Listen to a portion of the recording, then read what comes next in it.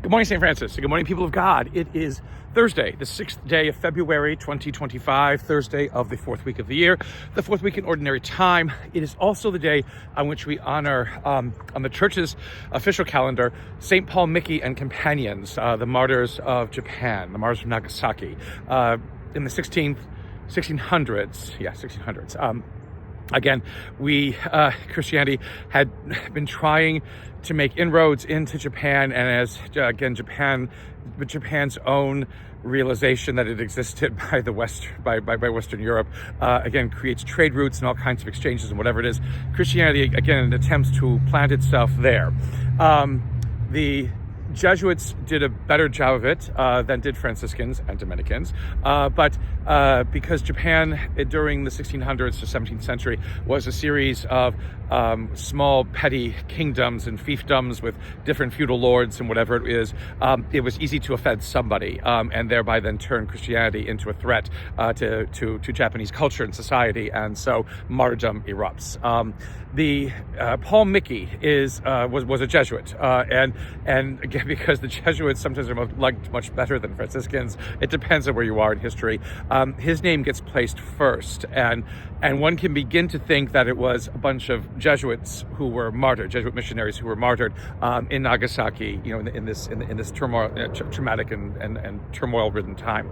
But actually, there were more Franciscans, and so on the Franciscan calendar, the name of this day is Saint Jean-Baptiste and companions, and so, not Jean-Baptiste, Peter Baptiste and companions.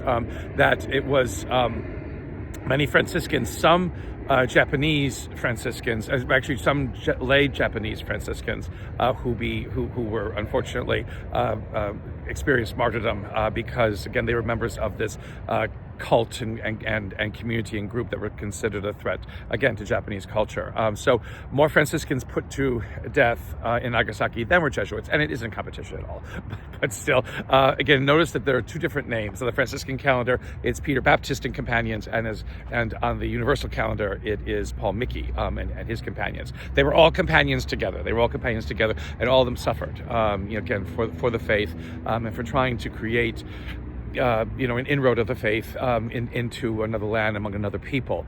Again, we don't always do this well, and especially within the 17th century, as we are becoming more and more suspicious of anything that isn't Christian, we tend in many ways to downgrade and to diminish and to demean culture and cultural rites and practices as being, demonic or unfavorable to God or offensive to God, and again, that gets you into more trouble and what have you. And so there we are on this day. The readings for today, again, we continue with Hebrews, and this is a very interesting, guys. We're moving towards the end of Hebrews, and believe me, there is an end to this letter.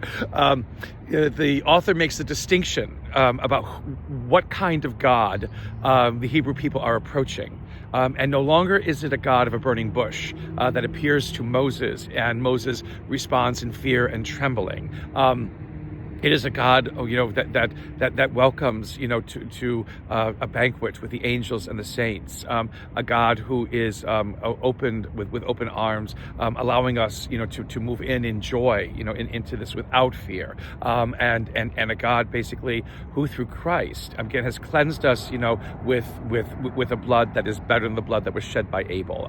And again, it's like Abel's blood being recognized, the shedding of Abel's blood being recognized by God, and that gets Cain into trouble and creates more harm and sadness and things like that. But this is again the shedding of Christ's blood, allows for new life and new hope, to be experienced and to be and to be planted again in our lives as believers. And so again, where the Hebrews are leading us to, again, it's not a God of judgment. It's not a God of punishment. It's not a God to be fearful of. It's not a God to beg on bended knee for things. It is a God who is making the first initiative, and a God who is inviting us again into new life and into a new way of understanding ourselves. In Mark's gospel, we have Jesus sending out. So this is chapter 6, I think it is 6 or 5 or 6. Anyway, it's kind of almost in the middle, moving towards the middle of Mark's gospel, because remember, it's very short. at this middle point, Jesus sends out, the disciples two by two, to preach and to do miracles and to proclaim the good news and to let the world know that He is here. Again, before Pentecost, before the Ascension, before the resurrection, there's always these elements in the Synoptic Gospels, in Matthew, Mark, and Luke, these moments in which Jesus starts sending out the 12, starts sending out disciples. Sometimes it's 12, sometimes it's 72, a different kinds of number, but still the apostles going out, the ones who are listening to Jesus first, going out before they even have a firm grasp as to what it is that Jesus is doing and what it is that He is about. Especially in Mark's gospel, where up until this point, there's been nothing but a bunch of demon, expulsions and things like that. So what could they possibly say about this Jesus, except maybe that he is doing something new and changing, the course of our expectations and who we think that we are and what we think that we are enslaved to or victimized by. But they are sent out. They are sent out. And they are sent out again, basically not to show off, not to move from house to house, not to not to take luggage and baggage with them, but to go out and do what it is that He will expect everyone to do who dares to believe, to bring people hope, to bring people new ways of understanding themselves, to bring people a realization of our own worth and our value and our dignity, so that again we might shine brightly in the world and shine brightly sometimes in the darkness that this world thinks is all there exists. A blessed day, St. Francis and people of God. May the Lord give you His peace.